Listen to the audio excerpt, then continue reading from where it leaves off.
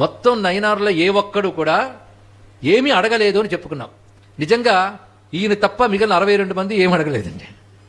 ఈయన ఒక్కడే మనకు అడిగిన వాడు కనబడతాడు. కానీ ఈయన కథ మొదలు పెట్టారు చూడండి, బాగుంది ఇక్కడ. ఇంకొకటి, ఈ కథల్లో క్రానలాజికల్ ఆర్డర్ లేదు. 63 కథల్లో ఇది ఒకటి గుర్తుపెట్టుకోవాల్సిన అవసరం. క్రానలాజిక్ అంటే ఈ భక్తుడి తర్వాత ఆ భక్తుడని కాలం చెప్పడానికి లేదు.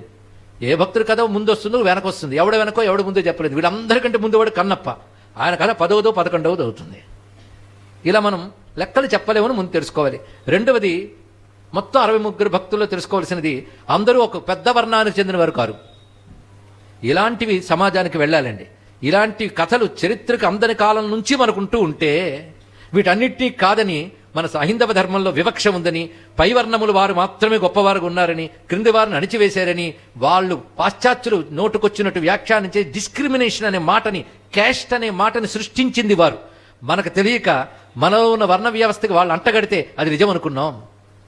ఎవరి వర్ణములు వారు వారి పనులు చేస్తూ ఒకరికొకరి పట్ల ఆత్మీయ భావంతో స్వధర్మ పాలనతో భగవంతుని సేవించుకుంటున్న అందరూ ఒకే హిందూ మతానికి చెందినవారు అనే భావం పరాయి వాళ్ళు ఇచ్చిన కువ్యాఖ్యానాల వల్ల పోయింది. అసద్భావం. వాళ్ళు పుస్తకాల్లో అవే రాశారు, హిస్టరీలో అవే చెప్పారు. ఆఖరిగా మన మీద మనకే, అవునండి మన వాళ్ళు చాలా డిస్క్రిమినేషన్ చేశారండి అని మనమే అనే దుస్థితికి వచ్చాం.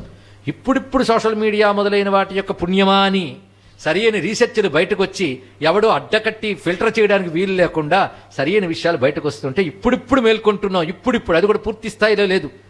ప్రభుత్వ స్థాయిలో మార్పులు లేవు.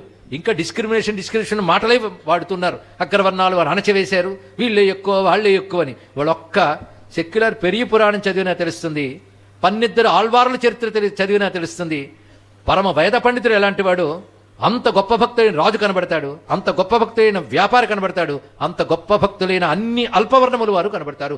మనం అట్టడుగు వర్ణములు ఏమంటాయో వాళ్ళందరూ నయనారులో ఉన్నారు, ఆళ్వారుల్లో ఉన్నారు. ఆళ్వారులు అంటే విష్ణు భక్తులను ఆళ్వారులు అంటారు. వాళ్ళు 12 మంది.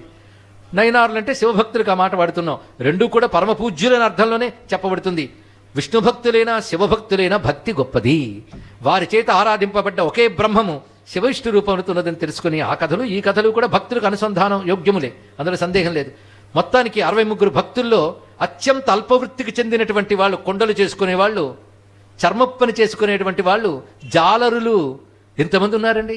వ్యాపారవేత్తలు ఉన్నారు, వేదవేత్తలు ఉన్నారు. శివుడు అందరిని ఒకేలా అనుగ్రహిస్తాడు. ఎందుకంటే ఆయనకు కావలసిన శుద్ధమైన భక్తి. అది సూత్రం.